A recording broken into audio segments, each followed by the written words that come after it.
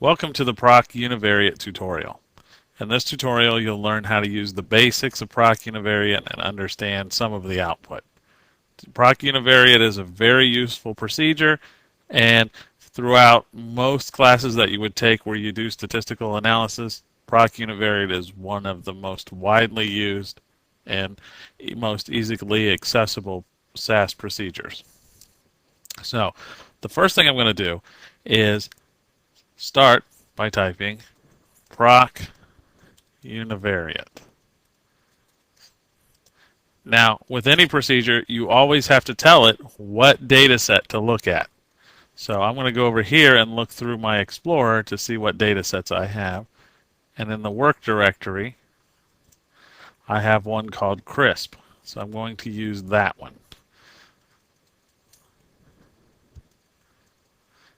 SAS is not case sensitive. So what I like to do when I write my scripts, and this is a good tip for other people, is to capitalize anything that you don't need to change between runs. For example, if I want to have a different data set, all I need to do is change the lowercase crisp to my new data set, and everything else stays the same.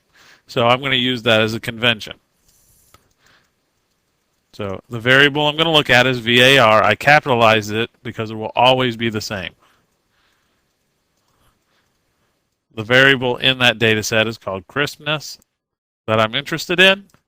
Then I simply type run. Notice that I always have a semicolon at the end of every single line.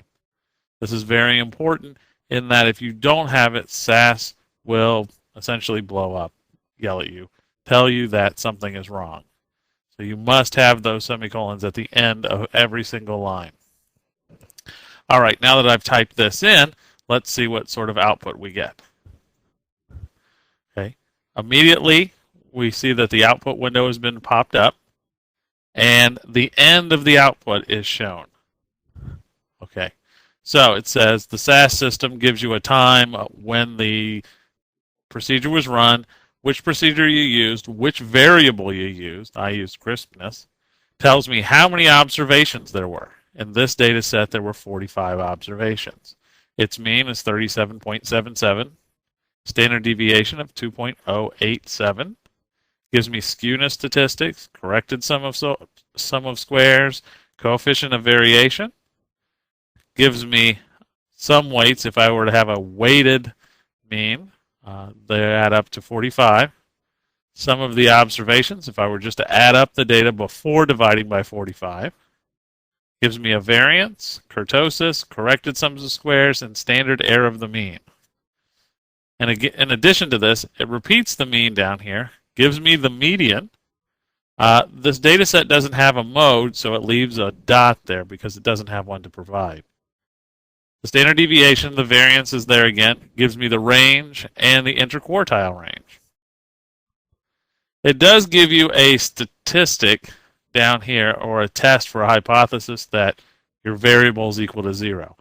For most people, this is completely useless. So I tell people just to ignore this part of the output. It gives you quantiles, the maximum, the median again, gives you the minimum value. Gives you the first quartile at Q1 and the third quartile at Q3. It also provides what it calls extreme observations. Are they really extreme? No, they're just the ones on the end. It gives you the highest 5 values and the lowest 5 values. So it gives you some idea of what your data looks like. This is what this is supposed to do. It's supposed to simply describe your data. One other thing that you can do with PROC univariate is generate a histogram. So if we go back to the editor window, add a line after VAR and type in the word histogram, put a semicolon, and if we run this, we'll get the same output again, but in addition to that, we'll get a histogram. And the histogram is very useful for telling us the shape of our data. How is our data distributed? Is it all close to the mean? Is it far away from the mean? How spread out is it? What shape does the data have? So keep that in mind. Many times you'll want to generate histograms. So this is a way to do that. Now, I'm going to close this window. We could go back to the editor window and notice that using my convention of always typing lowercase on the things that I want to change, that will make it easy for me to change my script later. Well, this has been the introduction to PROC Univariate.